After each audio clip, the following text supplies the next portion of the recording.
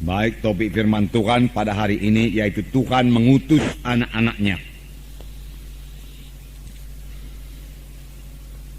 Tuhan mengutus anak-anaknya tertulis dalam Kisah Rasul pasal 13 ayat 1 sampai 12. Pada waktu itu dalam jemaat di Antioquia ada beberapa nabi dan pengajar, yaitu Barnabas dan Simeon yang disebut Niger, dan Lukius orang Kirene, dan Menahem yang diasuh bersama dengan raja wilayah Herodes dan Saulus. Pada suatu hari ketika mereka beribadah kepada Tuhan dan berpuasa, berkatalah Roh Kudus, "Khususkanlah Barnabas dan Saulus bagiku untuk tugas yang telah kutentukan bagi mereka." Maka berpuasa dan berdoalah mereka, dan setelah meletakkan tangan ke atas kedua orang itu, mereka membiarkan keduanya pergi. Oleh karena disuruh Roh Kudus, Barnabas dan Saulus berangkat ke Selukia, dan dari situ mereka berlayar ke Siprus. Setiba di Salamis, mereka memberitakan firman Allah dalam rumah-rumah ibadah orang Yahudi, dan Yohanes menyertai mereka sebagai pembantu mereka. Mereka mengelilingi seluruh pulau itu sampai ke Pafos.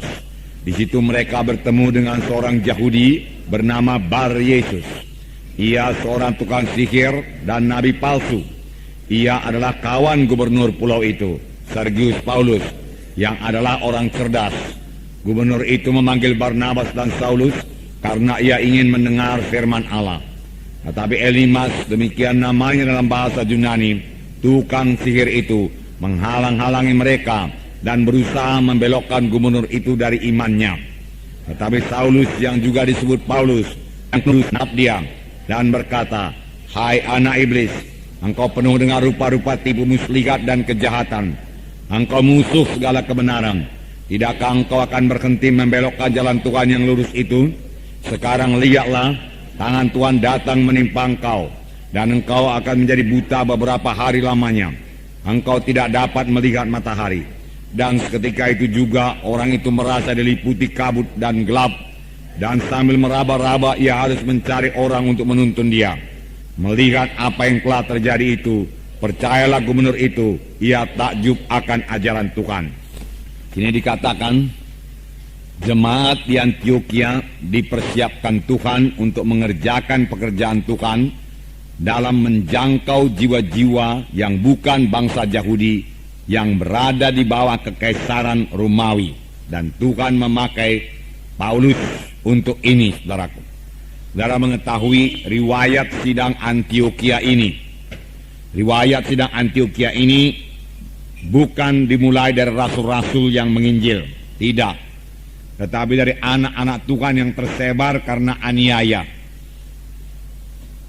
Dari anak-anak Tuhan yang tersebar ini, saudaraku, ada beberapa orang Siprus, orang Kirene, yang bicara kepada orang Yunani, yang bicara kepada orang Antioquia.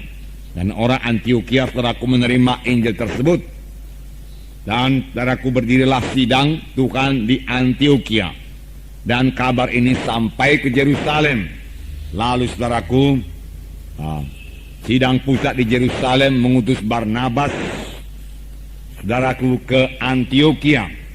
Sesampainya Barnabas di Antioquia, ia bersuka cita dan menasehati orang Antioquia supaya tetap mereka dalam Tuhan.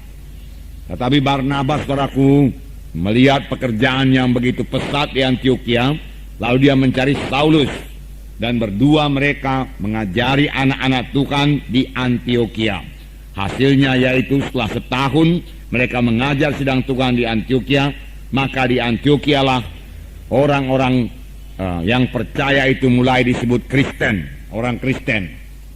Tetapi Tuhan tidak berhenti bekerja, saudaraku.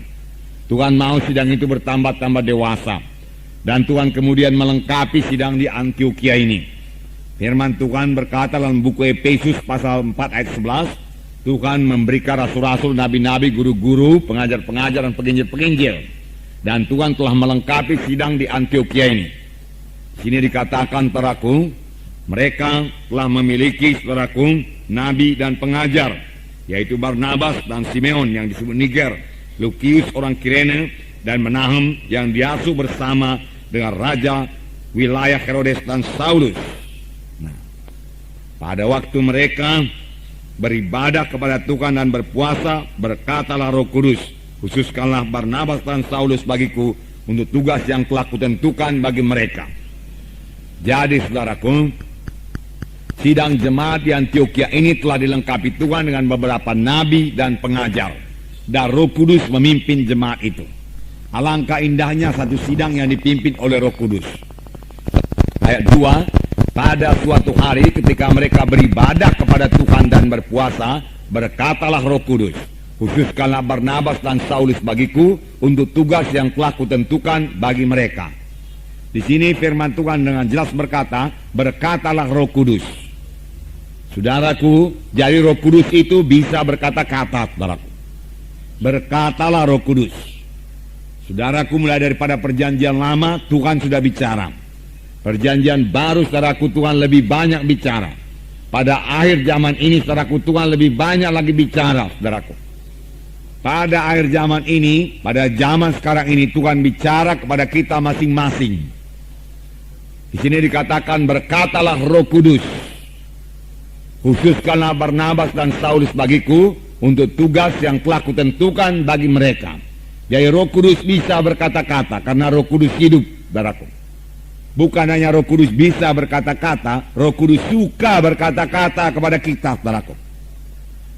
Apakah kita suka juga berkata-kata dengan Roh Kudus?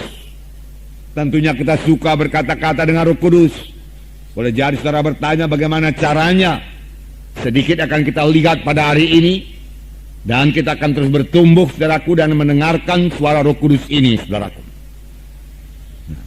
Saudaraku, kapankah Roh Kudus berkata-kata, saudaraku?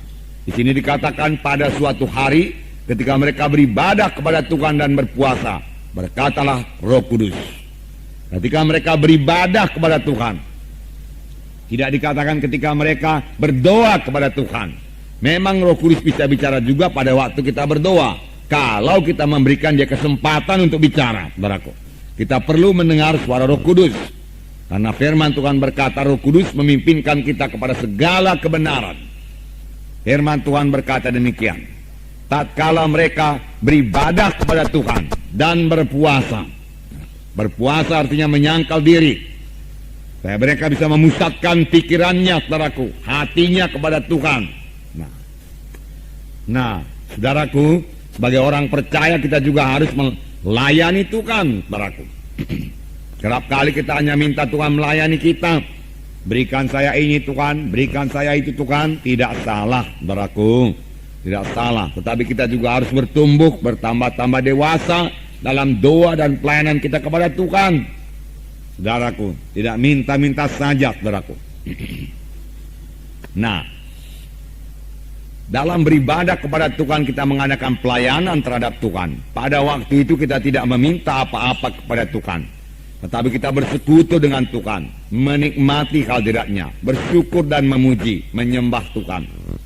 Raja Daud berkata, satu hal telah ku minta kepada Tuhan, yaitu supaya aku diam dalam rumah Tuhan, diam dalam bait Tuhan, dan menikmati hadirat Tuhan, menikmati kehadiran Tuhan. Dia mau tinggal di rumah Tuhan selama-lamanya, seperti sidang di Antioquia. Pada waktu mereka beribadah kepada Tuhan, mereka mendengar suara Roh Kudus. Nah, mereka mendengar suara Roh Kudus.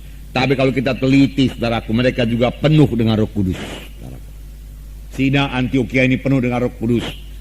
Bahkan Paulus, saudaraku, pada waktu dia melayani, saudaraku, dalam ayat 9 dikatakan, tetapi Saulus, yang juga disebut Paulus, yang penuh dengan Roh Kudus, menatap dia dan berkata.